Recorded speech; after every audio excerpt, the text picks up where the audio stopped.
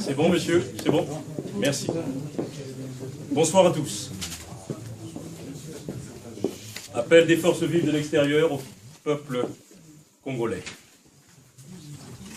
Chers compatriotes, il y a des moments où l'histoire nous appelle, obligeant ainsi chaque citoyen à prendre ses responsabilités contre l'avenir de la nation. France Fagnon disait, on s'entend, il appartient à chaque génération, dans une relative opacité, de découvrir sa mission, de la remplir ou de la trahir. De même, le révérend Desmond Tutu rappelait, avec raison, si tu es neutre en situation d'injustice, alors tu as choisi le parti de l'oppresseur. Beaucoup ont fait ce choix, mais pour nous, l'instant présent est grave, décisif et historique. Considérons le fait que M. Sassou Nguesso a procédé à un viol caractérisé et assumé de la loi suprême, ainsi que de 2 sermons prêtés conformément à l'article 69 de cette même loi suprême. Proclamons que cette violation de la Constitution est constitutive de forfaiture et de haute trahison. En tout état de cause, les citoyens et citoyennes du Congo se rappellent encore que c'est pour juguler ces cas d'extrême déni du droit que la Conférence nationale souveraine de 1991 avait souverainement fixé le principe fondamental. Le droit et l'obligation pour tout citoyen à la résistance par la désobéissance civile, à défaut d'autres recours. Pour barrer la route à quiconque entreprendrait de renverser le régime constitutionnel et de prendre le pouvoir par un coup d'État ou de l'exercer de manière tyrannique.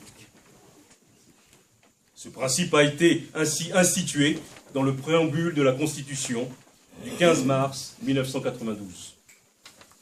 La seule véritablement démocratique et légitime pour prévenir toute dérive et toute aventure hasardeuse des potentats du genre de M. Sassou Nguesso. Par ailleurs, l'alternance politique qui rebute au dictateur Sassou Nguesso est un principe inaliénable de droit constitutionnel panafricain et des démocraties qui permet le renouvellement des générations au pouvoir et amplifie les possibilités d'alternatives. En conséquence, il s'impose de mettre fin à l'exercice putschiste et criminel de M. Sassou Nguesso et de son système tyrannique. C'est pourquoi nous, Congolais et Congolaises de France, d'Europe et des États-Unis, réunis à Paris ce 11 octobre 2015, rappelons le peuple congolais à prendre souverainement son destin en main. Le pouvoir est désormais aux mains du peuple congolais, qui en est le souverain primaire. Nous rappelons donc que le peuple a à se mobiliser massivement aux côtés des forces de la plateforme politique FROCAD, de l'IDC et de la société civile pour barrer la voie au coup d'État en cours et empêcher à tout prix la tenue d'un scrutin référendaire anticonstitutionnel du 25 octobre 2015. L'heure est venue de concrétiser les conclusions de l'appel de Diatta et au-delà d'exiger la démission pacifique et sans condition de M. Denis Sassou Nguesso avant la date butoir du 20 octobre 2015.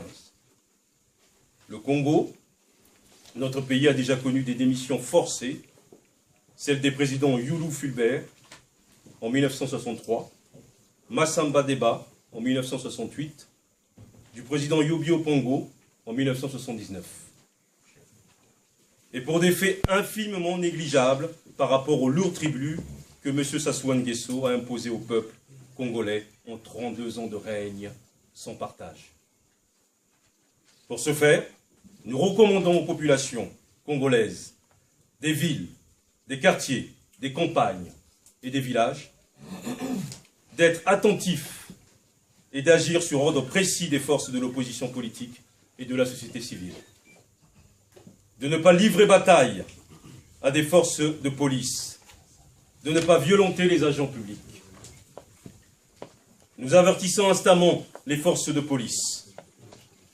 Vous ne devez sous aucun prétexte retourner vos armes contre le peuple souverain. Car c'est de sa sueur et de ses sacrifices que des armes sont mises entre vos mains, comme des instruments de protection de la vie des citoyens et non des instruments pour disséminer la mort dans le pays. À nos vaillantes forces armées congolaises, nous n'imaginons pas le projet profond que Sassou Nguesso de vous transformer en bande armée de mercenaires. Le mercenariat n'est pas votre qualité. Vous recevez vos armes du peuple souverain et non de l'homme qui se nomme président de la République. Vous vous êtes engagé comme homme de troupe, sous-officier, officier et officier supérieur dans le but de protéger le peuple souverain, comme l'ont fait récemment nos frères d'armes des forces de défense et de sécurité du Burkina Faso.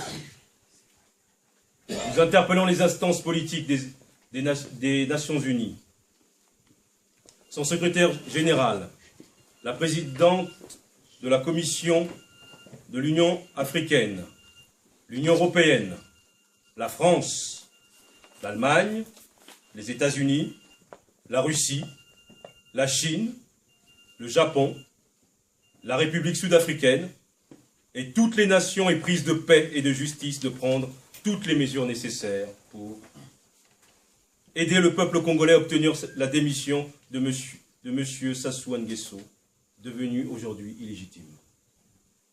De soutenir les forces politiques et sociales qui luttent au sein des Assises nationales du Congo, du FROCAD, de l'IDC et de la société civile.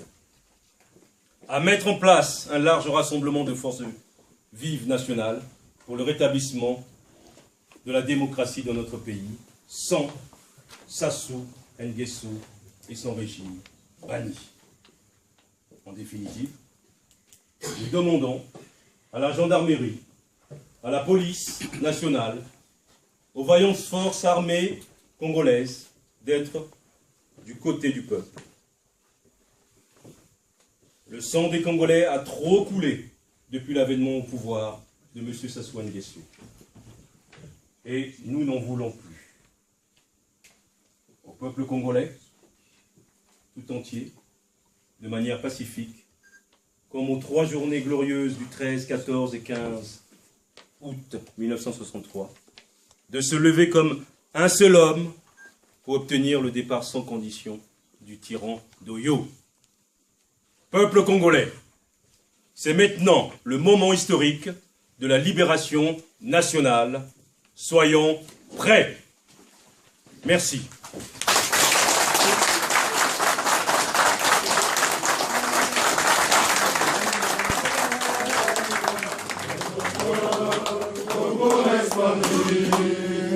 Une longue nuit s'achève, un grand bonheur a surgi. Chantons tous avec ivresse le chant de la liberté. Congolais debout fièrement partout, proclamant l'union de notre nation. Oubliant ce qui nous divise, soyons plus unis que jamais. Vivons pour notre devise, unité, travail, pour